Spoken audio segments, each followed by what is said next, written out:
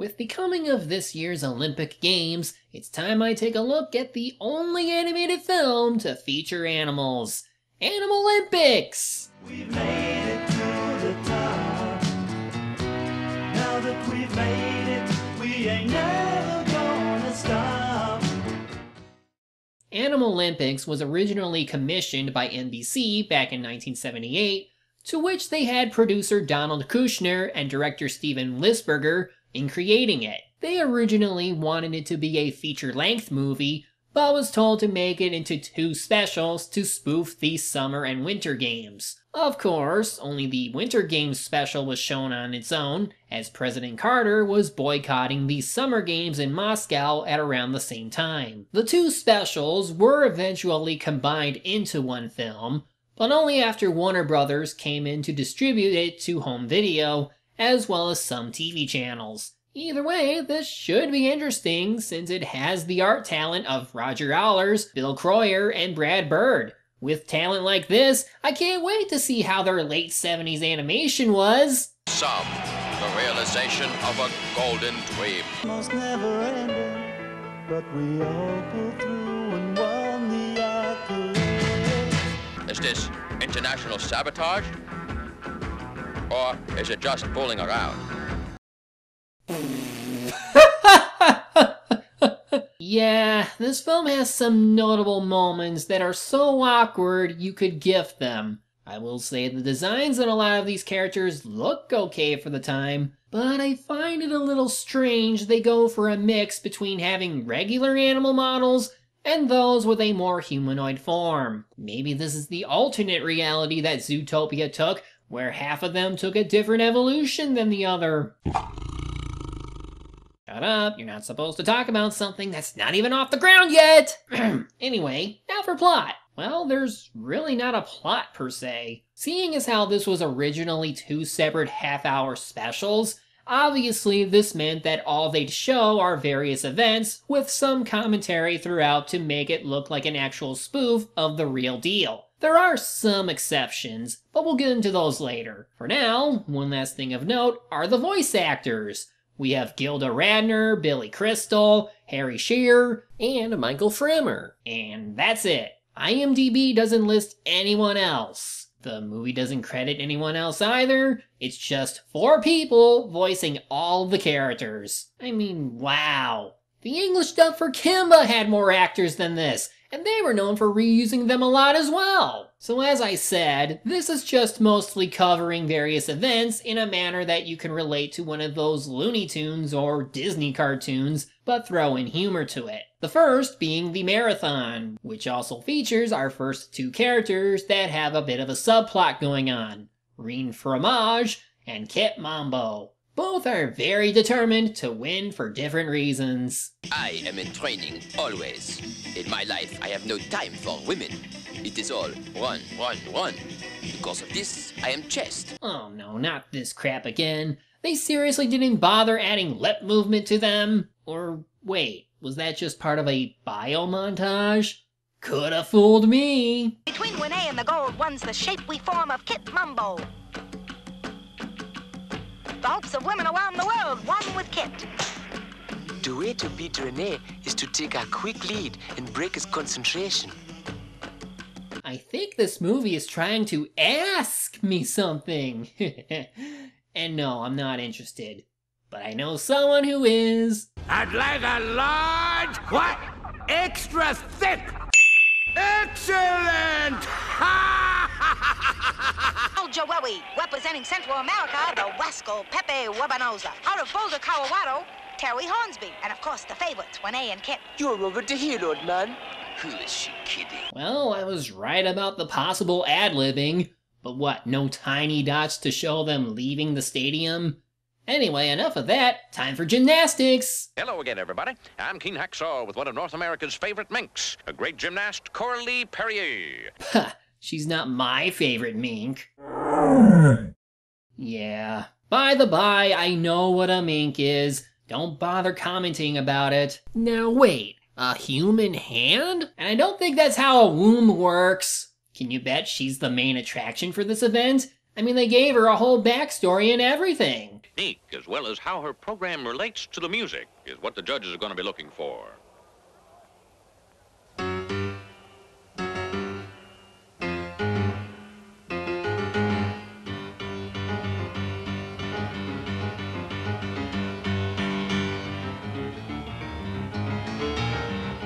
You know, you're not being subtle about your fan service. You can stop now. Might want to check on her. She might have gone crazy. And of course, her coach was almost driven to suicide because she might have faltered it. But she didn't. She wins. That's it. Next event. Vaulting. Where it seems Heidi's sane cousin, Ilsa, is prepared to do some complex maneuver on this not fake horse. Yes, it's a real horse and not a humanoid. So, what universe would this be exactly? The future One Piece world or the world of Arthur? Considering the animals they use, I had to figure out the connection. What a surprise! She didn't score well. But hey, how about a stereotypical penguin? An Asian gymnast who's, well, he's the kind of guy who stands out in any crowd. Anybody see a red pen? Bruce finds himself through the martial arts discipline of no-can-do, which he says helps him in gymnastics because it hardens the body and turns the mind inward. Okay, let's pick up on Bruce's routine. There's a quick series of thrusts and parries. The next event is the parallel bars, and we immediately have ourselves another large animal doing something that would put them at a disadvantage. Coralie, where did she go wrong? Right there, Keen. A little too strong, a little too heavy. The result? Orbital velocity. There you see the heavy price these athletes pay for their mistakes. Didn't expect them to be fat-shaming, but there you go. Well, that concludes the gymnastics portion. Now we get some actual world building. Yeah, that's a thing they did. Animalympic Island is built on the lost continent of Atlantis. No expense was spared in creating a complete athletic habitat. In the distance, the 5 rings of Pauper Stadium. Below, the 3,500-kilometer, 14-day marathon course. Damn! I know that's roughly about the length the Olympics run for, but all that for one event? You'd have to be some kind of powerful animal to last that long. Wait, they are animals. In a very disappointing 5th position is Kit Mambo. Wait a minute, she's making a move. She passes 3rd and 4th position Hornsby and Wabanosa. She's putting away Sophia Bulgawawi. Katsizel Huff-Up yields 2nd place. And now maybe we'll see the weight we expected. Hold on, play that again, but this time with a counter. She passes 3rd and 4th position Hornsby and Wabanosa. She's putting away Sophia Bulgawawi. Katsizel Huff-Up yields 2nd place. And now maybe we'll see the weight we expected. So she passed the 4th and 3rd place animals, then proceeded to pass 2 more just to even get into 2nd? How the hell does that work? Space is warped and time is bendable. Time for even more awkward use in animation, as now they have heavily detailed animals that don't move, including Big Bird and an actual humanoid horse. What? Wait, their communications satellite is shaped like an armadillo, and they're using eels and snakes to operate their machinery? What kind of cruel and unusual universe is this? It's nothing I've ever seen before. Now we're at a point where I think the creators merged the 2 specials together because now we have various winter athletes. Plus this bit of dialogue. Gold medal winner both on and off the field. Hi everyone, I'm Barbara Wobwood. Now why would she reintroduce herself? We all know who she is. She introduced herself way back in the beginning, so why did she need to do it again? As we get into figure skating, we have another fat animal gag. Because of course there is. Before getting our next potential gold medalist with an even funnier backstory. Remember this emotional scene when she won the Junior World Championships? The public can't get enough of this girl. Soft his feathers yet, get free it, free it.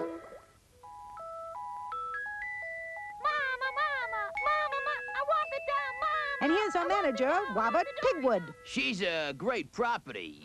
Dory has a certain childlike quality that gives her wide audience appeal. I'm gonna make a fortune. I mean, Dory's gonna be a wealthy girl when this is all over with. My god, this really is starting to be like a Looney Tunes cartoon. Now all we need is Bugs Bunny to show up with Elmer Fudd, and we can recreate What's Opera Doc on ice. She does her thing, and in a somewhat nice sequence, she succeeds in winning the gold. Oh, and the bronze team is apparently a mongoose and a cobra. That's kind of funny. Time for another minor story, this time involving Bolt Jenkins, who, get this, was born a handbag. How would that work? I mean, we did see a human hand before. Did they do this? And this part is apparently a music video. Don't believe me? It was hard, you know, just staying alive.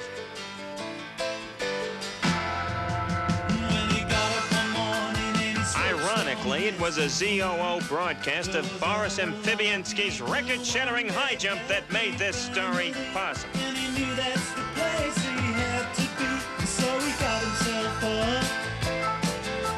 He brushed himself down. He read some books. Bolt Jenkins then realized he was meant to be a Looney Tunes character and auditioned for that as well. And just like this event, it involves him facing off against his idol. Hope that guy doesn't choke. He plants his foot. He's up and... Uh-oh. He's got big trouble. It could be back to the pond for this great champion. Wah, wah. He's done it! Bolt Jenkins has done it! A new world record! Just look at the expression on that boy's face. And then he goes on to break another world record, which apparently lands him into stardom. Hi, like, you know, I'm Bolt Jenkins, and I logged a lot of miles and downed a lot of toasted gecko flakes on my way to a gold medal. Cause they gave me like an extra boost, you know, when I needed it.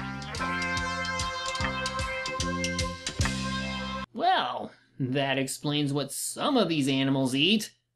Live animals. And now for another music video that sounds a little familiar. Though we met some competition on the way,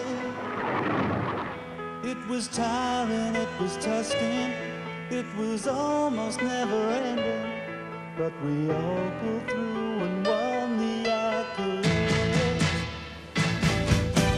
Believe it or not, I'm walking on air. I never thought I could feel so free.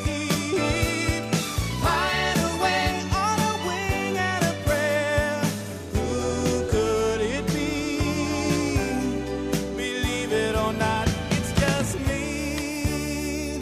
What amazing animation! Look at that stock footage. Isn't it exciting? Okay, we're only 25 minutes in, and there's not much point in going through each and every single event, because really, this is all it is.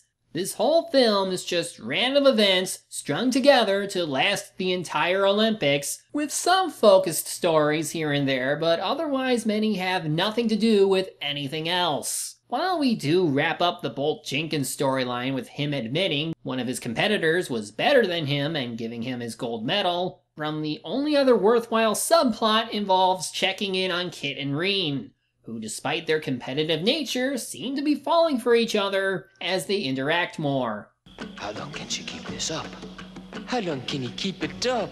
This guy is an egomaniac, but he's kind of cute.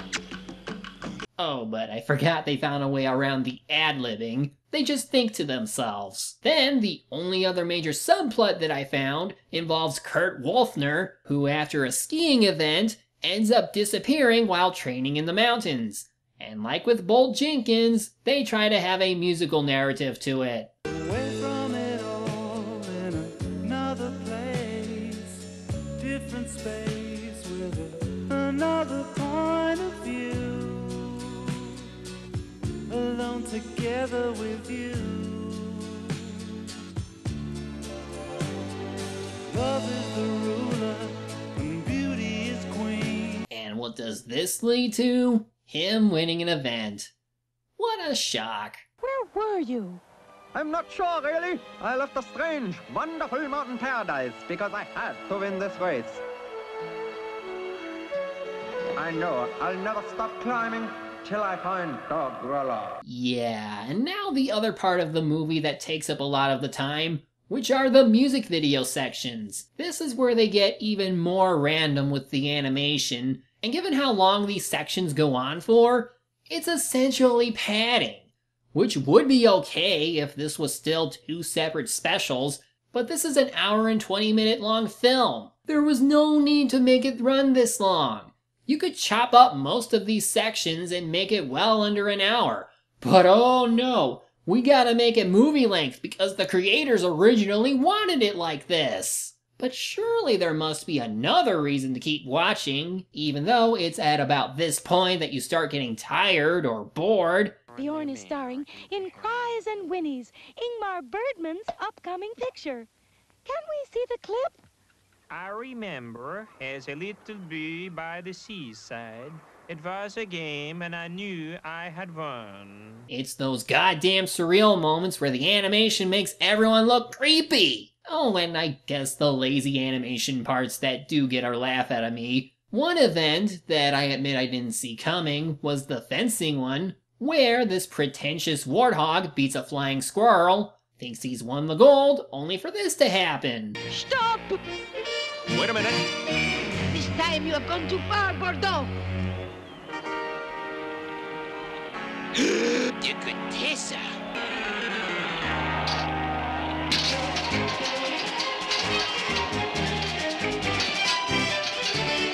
You'll never fence again. You've never fenced before.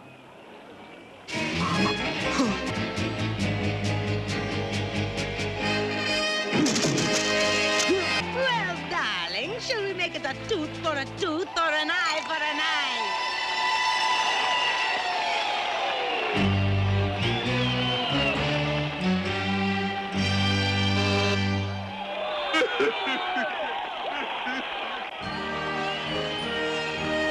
Who is she, and why was she so awesome to steal gold from someone like that?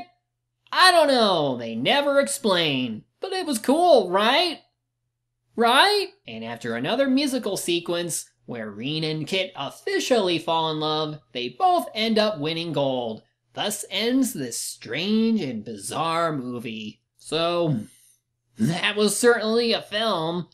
I can see why even furries make fun of this movie a lot. I mean, it looks like they knew who they could market this to, so they tried a variety of different designs that actually fall in line with later animated films. It certainly looks nicer than most late 70s animated movies, but there are plenty of reused animation moments and some instances of choppiness, or just plain out awkward looking, that it ends up lasting the entire movie. The events themselves, again, play out like a Looney Tunes or Disney short, just extended quite a ways, with them attempting humor. And for what it's worth, they had some funny lines, but otherwise I was just laughing at the way they directed this thing. Some of the stories are okay, but they would probably work better if these were 2 separate specials and not just one long movie, because otherwise, given how long this feels, it can be pretty hard to sit through by yourself. At least the animators got to move on to better projects,